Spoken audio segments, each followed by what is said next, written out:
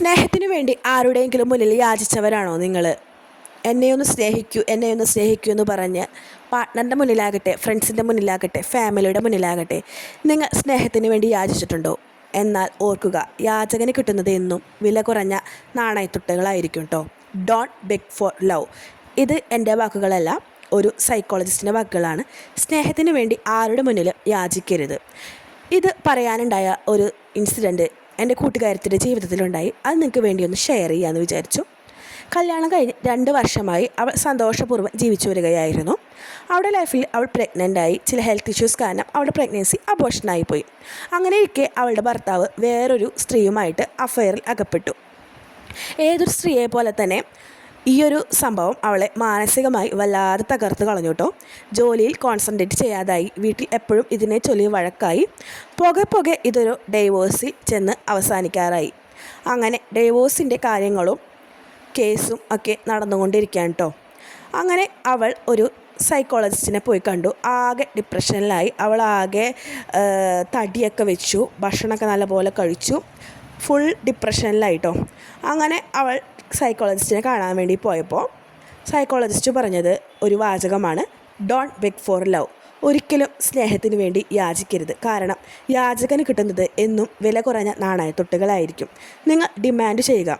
ഒരു കടയിൽ നമ്മൾ സാധനം മേടിക്കാൻ പോയി കഴിഞ്ഞാൽ ആ കടയിൽ ഇല്ല എന്ന് പറയുന്ന സാധനത്തിന് ഭയങ്കര ഡിമാൻഡായിരിക്കും അല്ലേ? എന്നാൽ ഒരു കടക്കാരൻ പറയണേ എൻ്റെ കയ്യിൽ ഐറ്റംസ് വാങ്ങൂ എന്ന് പറഞ്ഞാൽ ആ ഒരു ഐറ്റത്തിന് ഡിമാൻഡ് കുറവായിരിക്കും. അതുപോലെ തന്നെയാണ് സ്നേഹത്തിൻ്റെ കാര്യത്തിലും. നിങ്ങൾ നിങ്ങളെ സ്നേഹിക്കുക, ഡിമാൻഡ് ചെയ്യുക. അങ്ങനെ അവളെ സ്നേഹിക്കാൻ വേണ്ടി തുടങ്ങി. അവളുടെ ബോഡിയെ സ്നേഹിച്ചു. അവളുടെ ജോലിയിൽ കോൺസെൻട്രേറ്റ് ആയി. അവൾ അയാളെ അവോയ്ഡ് ചെയ്യാൻ തുടങ്ങി. അവൾ ഡിമാൻഡ് വെച്ച് തുടങ്ങി. ഇനി നിങ്ങളില്ലെങ്കിലും കുഴപ്പമില്ല എന്നുള്ളൊരു രീതിയിലേക്ക് ആകാൻ തുടങ്ങി. അങ്ങനെ പതിയെ അവളുടെ ജോലിയിൽ അവൾ നല്ലപോലെ പെർഫോം ചെയ്യാൻ തുടങ്ങി.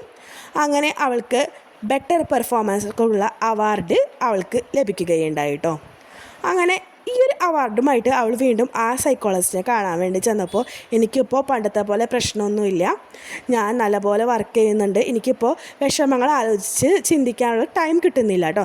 അങ്ങനെ അവൾ നല്ലൊരു പൊസിഷനിലെത്തിയപ്പോൾ അവളുടെ ഭർത്താവിന് അവളെ തിരികെ വേണമെന്ന് തോന്നി. ആ ഒരു അഫെയറൊക്കെ അവസാനിച്ച് അവളുടെ ഭർത്താവ് അവളുടെ അടുത്ത് സോറി പറയാൻ വന്നപ്പോഴേക്കും അവൾ ആ ഒരു ബന്ധം വേണ്ടാന്ന് വെച്ചു. കാരണം നമ്മൾക്കൊരു നല്ല കാലം വന്നപ്പോൾ നമ്മുടെ കൂടെ നിൽക്കുന്നവരെക്കാൾ നല്ലത് നമുക്ക് ഒന്നില്ലായിരുന്ന വിഷമിച്ചിരുന്ന ടൈമിൽ നമ്മളെ കൂടെ നിൽക്കുന്നവരല്ലേ. അങ്ങനെ ആ ഒരു ബന്ധം അവൾ ഉപേക്ഷിച്ച് അവൾ സ്നേഹിക്കുന്ന ഒരാളുമായിട്ട് കല്യാണം കഴിച്ച് ഇപ്പോൾ അവൾ സന്തോഷമായി ജീവിക്കുന്നു കേട്ടോ.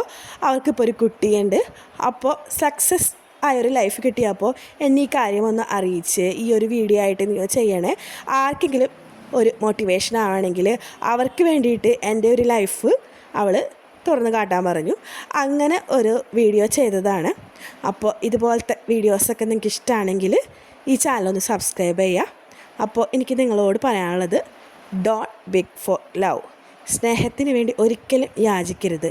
യാചകന് കിട്ടുന്നത് എന്നും വില കുറഞ്ഞ നാണയത്തുട്ടുകളാണ്. മറ്റൊരു വീഡിയോയുമായി